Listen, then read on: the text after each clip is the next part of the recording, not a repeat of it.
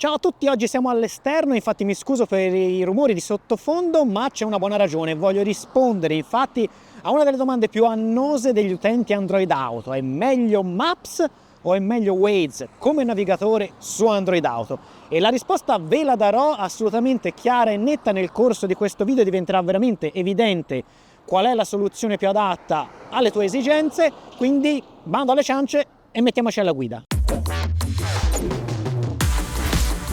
Allora, partiamo dall'ABC, cioè Google Maps. Questa è la sua interfaccia. Ci viene proposto subito, se le abbiamo memorizzate, l'indirizzo di casa e l'indirizzo di lavoro, che effettivamente è comodo poter cliccare al volo per raggiungerli, e poi abbiamo 4 iconcine. Potrebbero essere di meno a seconda della risoluzione o del formato della vostra auto, questo un pochino dipende. In ogni caso, queste sono tutte quelle che ci sono. Se non doveste vedere per esempio quella per segnalare gli incidenti, è perché magari non è supportata dal pannello, dalla risoluzione, dal pannello della vostra vettura. Brevemente, dall'alto verso il basso possiamo scegliere se mostrare o meno il traffico, la vista satellite, che è una cosa esclusiva di Maps, e anche gli edifici in 3D, che però escludono mutuamente la vista satellite. E poi possiamo regolare anche tramite il pulsante qua sotto la guida vocale su avvisi, disattiva audio e audio attivato. Riproduciamo magari un suono di prova, già che ci siamo. Per regolare il volume della guida vocale, utilizza i controlli del volume dell'auto. Per regolare il volume della guida vocale, E vedete, con i controlli del volume dell'auto possiamo appunto andare a regolarlo. Poi ancora opzione percorso, modifica indirizzo di casa lavoro e informazioni. Qui possiamo scegliere se evitare autostrade, pedaggi, traghetti e scegliere il percorso a basso consumo di carburante. Il segno qui della bussola ci permette di bloccare la mappa sempre a nord, una cosa che a me personalmente non fa impazzire.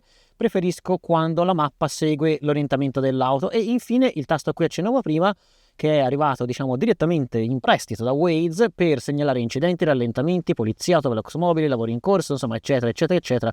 Tramite tastini qua in basso possiamo effettuare uno zoom in più o in meno sulla mappa e riposizionarla tramite questo pulsante che compare al centro. Questo invece è Waze. Waze ci propone subito una serie di Drive Now che però non sono direttamente collegati a casa o al lavoro, ma in particolar modo alla nostra cronologia, che comunque possiamo andare a chiudere così.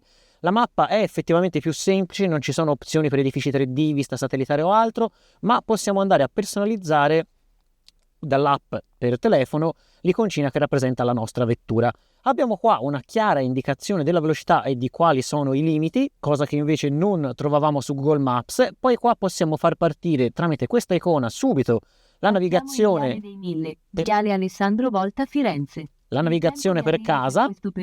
Basta, zeppiamolo. Via Antonio Pacinotti Firenze. Ok, è un gran chiacchierone. Anche nel suo caso poi possiamo comunque andare a disabilitare la guida vocale una volta che siamo alla guida. Tramite questi altri tasti, che in pratica sono identici, possiamo avviare la funzione di ricerca, che ci permette di decidere o tra indirizzi già salvati, che sono in questo caso casa e lavoro opportunamente censurati, gli indirizzi recenti, oppure determinate categorie, carburante, cibo, parcheggi eccetera. Crisi, nel caso ve lo steste chiedendo, per fortuna non trova nulla in questo momento. Se volessimo trovare una stazione di servizio ci basta premere qui e lui ci dà, vedete, varie alternative presenti, dopodiché possiamo sceglierle cliccando sulle concine qua e non sulla mappa. Sulla mappa ci indica solamente dove si trovano. Se vogliamo raggiungere il numero 2 per esempio basta premere qua e lui ci offre subito la partenza e anche il prezzo aggiornato. Le impostazioni di Waze sono inferiori a quelle di Android Auto. Qua possiamo regolare appunto se vogliamo acceso, spento, solo avvisi, la voce guida, ma quello poi è un'opzione che compare anche mentre stiamo navigando. Mentre per quanto riguarda proprio il navigatore possiamo evitare pedaggi, traghetti, autostrade.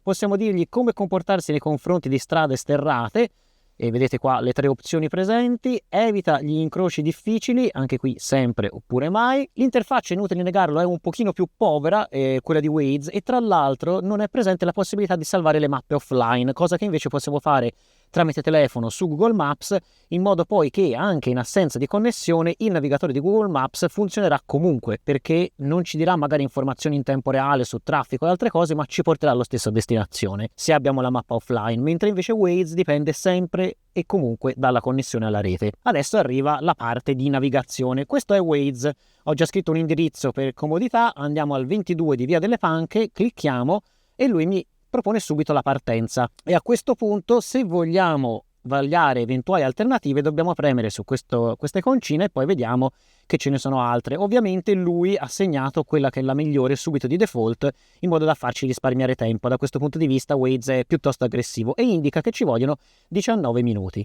Facciamo la stessa cosa su Maps. Maps però vedete che come prima cosa ci propone subito delle alternative, tra le quali, se andiamo a premere qua, vediamo che ce n'è anche una contrassegnata da questo simbolino che è quello che ci fa risparmiare carburante, quindi il percorso un po' più lento ma comunque a minor consumo di carburante, anche se la differenza sarà veramente ridicola in questo caso perché la strada da percorrere è praticamente la stessa. Abbiamo poi un riassunto secondo me fatto comunque molto meglio di quello che ci aspetta sul percorso. Se clicchiamo qua possiamo vedere direttamente la nostra destinazione, possiamo aggiungere al volo una tappa in questa maniera. In questo caso la tappa viene impostata come successiva alla destinazione che abbiamo impostato all'inizio, ma facendo così la tappa diventa lungo il percorso e qui clicchiamo e possiamo scegliere ristoranti, bar o dettare direttamente noi un altro indirizzo. Su Waze possiamo aggiungere delle tappe, ma la cosa è un pochino più complicata. Dobbiamo premere sull'icona di ricerca, selezionare un indirizzo e lui a questo punto ci chiede: è un nuovo viaggio o vuoi aggiungere una fermata?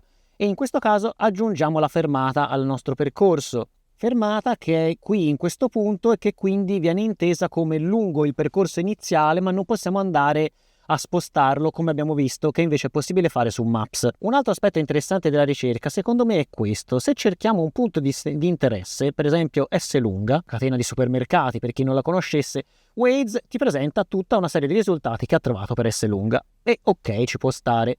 Maps però fa di meglio. Maps vi propone visualizza le sedi, quindi direttamente lui ha capito che state cercando un supermercato e vi propone subito sulla mappa quelle che sono le sedi di Esselunga che ha trovato. Vedete poi con i vari numerini che vi indicano la loro collocazione. Questo è molto più intuitivo ed è una cosa che in generale, soprattutto per i punti di interesse, Maps fa meglio, cioè vi fa trovare più facilmente e anche visivamente in modo migliore quelli che possono essere supermercati, bar, catene, tutte quelle cose, appunto quei punti di interesse particolari che ci possono essere su una mappa. Tende a capire meglio poi spesso a volte anche le abbreviazioni. Se un posto magari ha una abbreviazione, una sorta di soprannome, è più facile che lo troviate su Maps piuttosto che su Waze. E tra l'altro guardate, quando si tratta di negozi c'è anche la voce aperti ora, cioè vi fa vedere solo quelli che sono aperti in quel momento. Quindi ricerca di Maps è un gradino superiore a quella di Waze. Ora, fin qui sembra quasi sia un plebiscito su Maps, ma vi dirò una cosa che vi avrei potuto dire in fondo, alla faccia però di chi skippa subito alle conclusioni, ve la dico adesso. Waze ha due armi vincenti. La prima è il fatto che vi porta a destinazione in maniera non sempre, ma spesso, soprattutto nei percorsi cittadini o anche un pochino extraurbani, più veloce, perché sceglie comunque strade magari anche un po' meno battute e perché ricalcola più rapidamente il percorso. Se a un certo punto c'è un'interruzione o un grosso rallentamento, lui tende subito a ricalcolare il percorso senza dirvi nulla per portarvi a destinazione, mentre su Maps spesso l'unico modo è proprio interrompere la navigazione e poi farla ripartire verso la vostra destinazione se vi accorgete che c'è qualcosa che non torna, qualche rallentamento inaspettato. Se no Maps tende a rimanere fedele al percorso che aveva previsto fin dall'inizio. E la seconda cosa che è davvero vincente di Waze è la segnalazione di autovelox e anche semafori con telecamera, che non solo sono presenti sulla mappa ma vengono chiaramente detti dalla voce guida, mentre su Maps i semafori con telecamera proprio non ci sono e gli autovelox comunque ve li segnala giusto con un piccolo segnale acustico, mentre invece su Waze è proprio molto più presente questa cosa. E tra l'altro, come avevamo sottolineato prima, su Waze c'è anche l'indicazione di velocità direttamente sul display, mentre invece Maps non vi indica che velocità state andando e non vi indica nemmeno qual è il limite di velocità in quel momento sulla strada che state percorrendo, indipendentemente che ci siano o che non ci siano autovelox. Guardate, anche se non sto navigando, lui mi ha avvertito che c'era lungo la strada un autovelox fisso. Poi io ho cambiato direzione, l'autovelox era qua, però prima, siccome stavo andando a dritto e c'era un autovelox, se avessi continuato ad andare a dritto l'avrei incontrato per forza, lui me l'ha segnalato. Vedete quanto è proattiva la segnalazione su Waze. Attenzione, autovelox.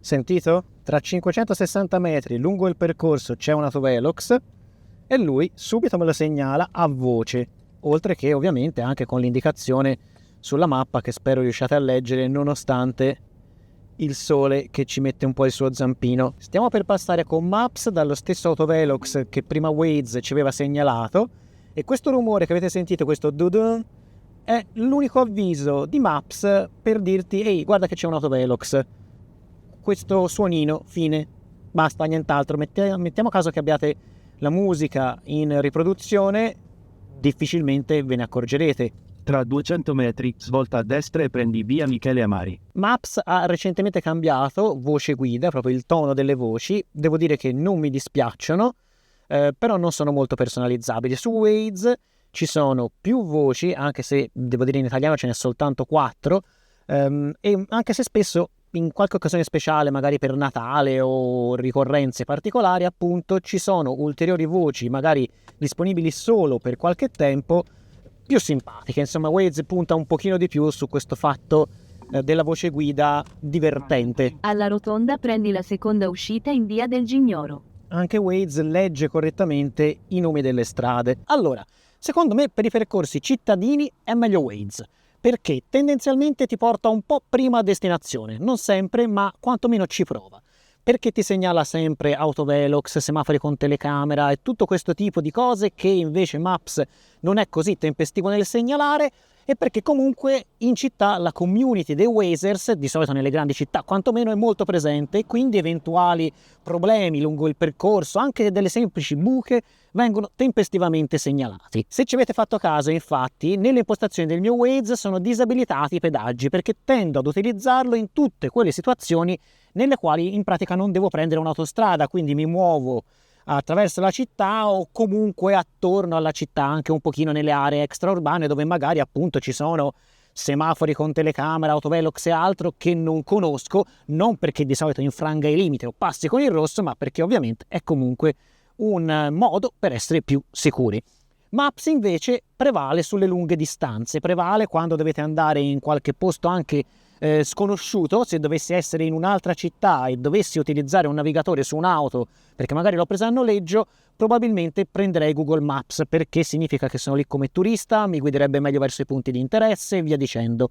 E comunque quando siete in autostrada anche tutto il discorso delle segnalazioni, dei semafori con telecamera eccetera sostanzialmente non vale. C'è però una funzione molto simpatica di Maps che me lo sta facendo preferire ultimamente, perché mi dimentico sempre dove ho parcheggiato l'auto. Ecco fatto, abbiamo appena parcheggiato, macchina spenta, salviamo il luogo del parcheggio e poi lo possiamo tranquillamente andare a ripescare anche sul nostro smartphone. Basta andare qua nella barra di ricerca, posizione del parcheggio, e ovviamente in questo caso siamo esattamente sopra di lui, ma ce lo ritrova subito. E devo ammettere che in barba a tutto quello che ho detto finora, cioè sul fatto che in città preferisco usare Waze, quando la sera torno a casa, spesso preferisco questa funzione di Maps, perché sono sicuro che se anche non toccherò la macchina per qualche giorno, almeno poi saprò sempre dove l'ho lasciata, se no finisce che me ne dimentico e poi dopo diventa una tragedia andare a ripescarla qualche giorno dopo. Insomma, come sempre, il migliore è spesso anche dettato dalle singole esigenze di ciascuno,